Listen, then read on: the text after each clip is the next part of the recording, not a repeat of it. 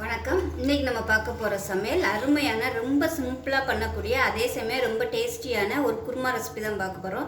இட்லி, தோசை, சப்பாத்தி, பரோட்டா எல்லாத்துக்குமே இந்த குருமா வந்து நல்லா அட்டகாசமாக இருக்கும். ரொம்ப சிம்பிளாக தான் இருக்கும். கம்மியான இன்க்ரீடியன்ஸ் தான் அதை வச்சு நம்ம செய்ய போகிறோம். இப்போ வாங்க இந்த குருமா வந்து எப்படி செய்யலாங்கிறத பார்க்கலாம்.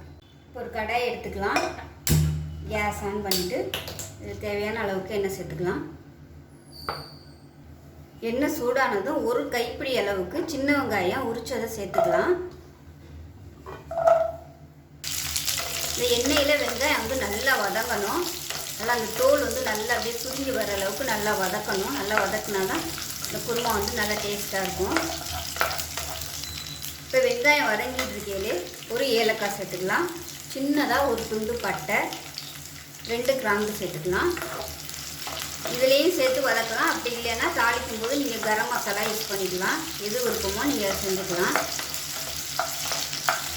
இப்போ வெங்காயம் நல்லா வதங்கிடுச்சு. இதில் 1 டேபிள் ஸ்பூன் வெள்ளை எள்ளு சேர்த்துக்கலாம். வெள்ளை எள்ளு தான் சேர்க்கணும். கருப்பெல் சேர்த்திங்கன்னா உங்களுக்கு குருமா வந்து கலர் மாறிடும். வெள்ளை எள்ளு சேர்த்திங்கன்னா நல்லாயிருக்கும் டேஸ்ட்டு. இதோட ஒரு 10 முந்திரி பருப்பு சேர்த்துக்கலாம். இதையும் சேர்த்து நல்லா வறுத்துக்கலாம். எள்ளு நல்லா வறுபட்டுருச்சு. இதில் மெஷரிங் கப்பில் 3/4 கப் அளவுக்கு துருவன தேங்காய் சேர்த்துக்கலாம். இப்போ நான் எடுத்துருக்க அளவு 4 பேர் சாப்பிட்லாம். அந்த குருமா சேர்த்துட்டு நல்லா அந்த எண்ணெயில் வந்து வறுத்து விட்டுக்கலாம். இப்போ தேங்காய் எல்லாமே நல்லா வறுபட்டுருச்சு. இப்போ அமர்த்திடலாம். அமர்த்திட்டு இதை வந்து நல்லா நைஸாக அரைச்சிக்கலாம். ஆற விட்டுட்டு இப்போ பாருங்கள், வதக்கின தேங்காய் வந்து எல்லாமே நல்லா நைஸாக அரைச்சாச்சு. இப்போ வந்து ஒரு குக்கர் எடுத்துக்கலாம். சின்ன குக்கரை எடுத்துக்கோங்க. இப்போ இதில் தேவையான அளவுக்கு எண்ணெய் சேர்த்துக்கலாம். இப்போ பாருங்கள், எண்ணெய் நல்லா சூடாயிருச்சு. இதில் வந்து மீடியம் சைஸாக ஒரு வெங்காயம், பெரிய வெங்காயம் நீளமாக நறுக்கினதை சேர்த்துக்கலாம்.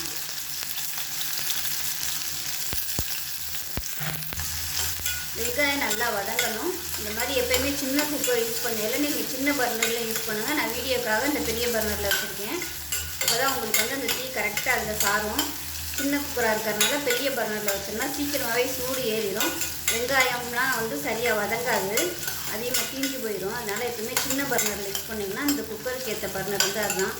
அதில் வந்து சமைச்சிங்கன்னா உங்களுக்கு விசில் வர்றது எல்லாமே கரெக்டாக வரும். அதனால் எப்போயுமே இந்த மாதிரி சின்ன குக்கர் யூஸ் பண்ணல, பெரிய பர்னரில் வைக்காதீங்க.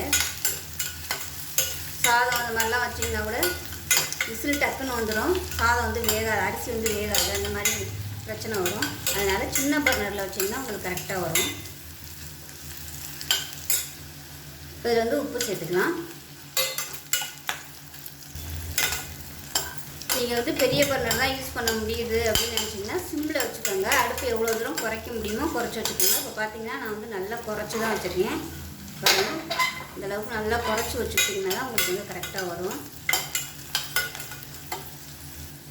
வெங்காயம் நல்லா வதங்கிடுச்சு. இதில் 1 டீஸ்பூன் இஞ்சி பூண்டு பேஸ்ட் வந்து சேர்த்து வதக்கி வச்சுக்கலாம். இப்போ இஞ்சி பூண்டு பேஸ்ட்டு நல்லா வதங்கிடுச்சு. 1/4 டேபிள் ஸ்பூன் மஞ்சள்தூள் சேர்த்துக்கலாம். 3/4 டேபிள் ஸ்பூன் தனியாத்தூள் சேர்த்துக்கலாம். 1 டேபிள் ஸ்பூன் மிளகாத்தூள் சேர்த்துக்கலாம். இது எல்லாத்தையும் நல்லா இந்த எண்ணெயில் வதக்கி விட்டுக்கலாம். கரிஞ்சு போயிடாமல் வதக்கி விடணும். வதக்கி விட்டுட்டு மீடியம் சைஸாக 2 தக்காளி வந்து எடுத்துருக்கேன். எடுத்துகிட்டு மிக்சியில் போட்டு நல்லா அடித்து வச்சுருக்கேன். இதையும் இப்போ இதில் சேர்த்துக்கலாம்.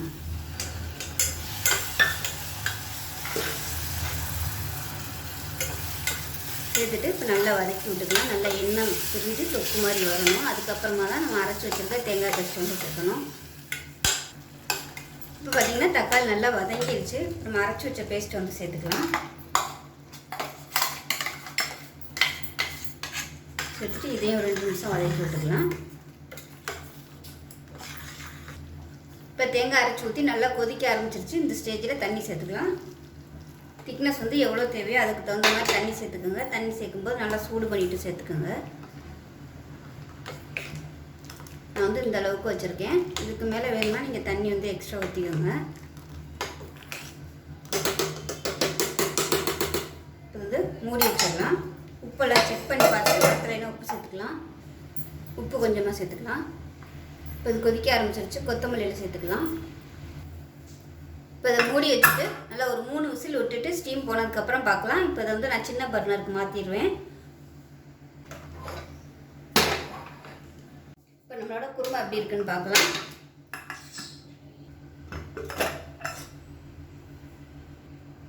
பாருங்கள், பார்க்கையிலே நல்லா அருமையாக வந்திருக்கு பாருங்கள். இட்லி, தோசை, சப்பாத்தி எல்லாத்துக்குமே அருமையாக இருக்கும். புரோட்டா கூட இந்த மாதிரி சிம்பிளாக பண்ணிட்டீங்கன்னா ரொம்பவே அருமையாக இருக்கும். ரொம்ப ஈஸியாக பண்ணக்கூடிய ஒரு குருமா ரெசிபி. டேஸ்ட் நல்லா அட்டகாசமாக இருக்கும்.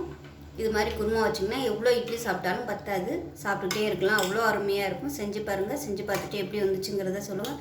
வீடியோ பிடிச்சிச்சுன்னா லைக் பண்ணுங்கள், கமெண்ட் பண்ணுங்கள், சேனலை சப்ஸ்கிரைப் பண்ணுங்கள், பக்கத்தில் உள்ள பெல் பட்டனையும் ப்ரெஸ் பண்ணுங்கள். நன்றி.